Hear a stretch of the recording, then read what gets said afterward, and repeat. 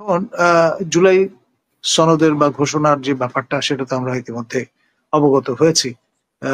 এক কথায় বলতে গেলে আমি বলবো এটা অন্তঃশাসন্য একটা আপনার ডকুমেন্ট আপনার মানিক মেয়ে এভিনিউ সংলগ্ন স্থানে অনুষ্ঠিত হয়েছে। এটা ভালো, কারণ যত বেশি আপনার খোলামেলা করা যাবে এই ধরনের আয়োজন তত কাছে কেন গুরুত্বপূর্ণ সেই দেশটি তার বিবরণ আছে। বাংলাদেশের ক্ষেত্রে বলা আছে 4টি রিসোর্সের কারণে মার্কিন যুক্তরাষ্ট্র বাংলাদেশকে গুরুত্বপূর্ণ দেশ বলে মনে করে। তার মধ্যে একটি হচ্ছে টিম্বার, একটি ওয়াটার মানে ওয়াটার রিসোর্সেস, তারপর ইউরেনিয়াম এবং হাইড্রোকার্বন। ইউরেনিয়াম এবং হাইড্রোকার্বন এই দুটি সবারই কান খাড়া করে ফেলার মতো টপিক।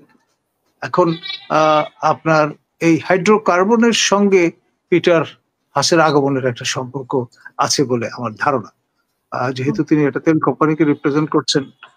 হাইড্রোকার্বন বলতে গ্যাস এবং খনিজ তেলকেই বোঝায়।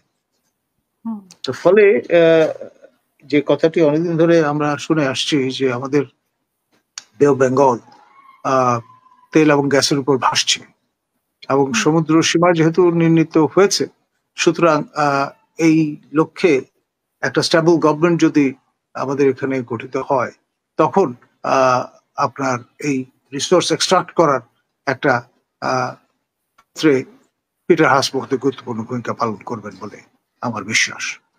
তো কি কারণে কেন আপনার এই বৈঠক বা সলা পরামর্শ হয়েছে সেটি নিয়ে অনেকে ইঙ্গিত করেছেন যে প্রফেসর ইউনূস যাতে তার এই জুলাই ঘোষণায় আজকের যে 8টা বিষয়ে জাতির উদ্দেশ্যে যে ভাষণ দেবেন সেখানটায় যাতে নির্বাচনের সুনির্দিষ্ট তারিখ ঘোষণা না করেন, সে ব্যাপারে পিটার হাস যাতে ভূমিকা পালন করেন এমনটি রটেছে।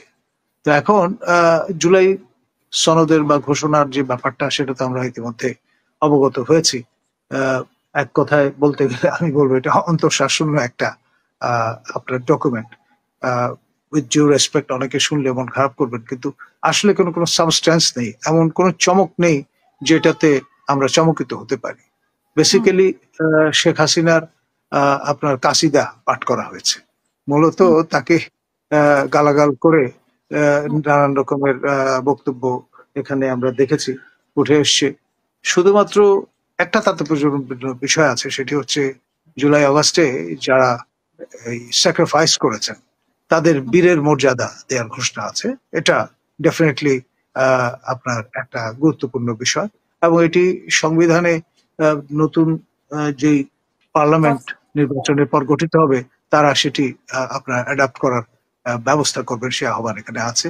আর জনা আশটেক আপনার এই বিপ্লবের কমরেড যারা, তারা তাদের প্রতিনিধিত্ব করা দলগুলোর পক্ষ থেকে সিনিয়র নেতারা এখানে উপস্থিত ছিলেন। আমাদের মির্জা মহোদয় তিনি ছিলেন, তারপরে সাকি মহোদয়, তারপর মান্না মহোদয়, এ ধরনের ব্যক্তিবর্গ সেখানে উপস্থিত ছিলেন।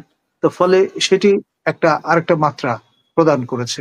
আবার এই বেলুন দুর্ঘটনাটা আরেকটা হিকাপ হিসেবে এখানে কাজ করেছে, এক ধরনের আতঙ্ক তৈরি করেছে। তো এত নিরাপত্তার মধ্যে বেলুন বিস্ফোরণ হয়ে লোক আহত হওয়ার ঘটনাটা আমার কাছে মনে হয়েছে যে এটা ব্যাপারে ভবিষ্যতে লেসন্স লার্নড হিসেবে দেখতে হবে বিষয়টা। আর আপনার প্রথমে চিন্তা করা হয়েছিল যে যেখানটায় জানাজা হয় সেই জায়গায় এই আয়োজনটি করতে, পরে সেটা সরিয়ে নিয়ে এসে আপনার মানিক মেয়ে এভিনিউ সংলগ্ন স্থানে অনুষ্ঠিত হয়েছে। এটা ভালো, কারণ যত বেশি আপনার খোলামেলা করা যাবে এই ধরনের আয়োজন তত ভালো, কারণ এর সঙ্গে স্পিরিট অফ ট্রান্সপারেন্সির একটা সম্পর্ক আছে। আমরা চাই সবকিছু খোলামেলা হবে, কোনো বৈঠক নিয়ে ষড়যন্ত্রের আভাস কেউ অনুভব করবেন না।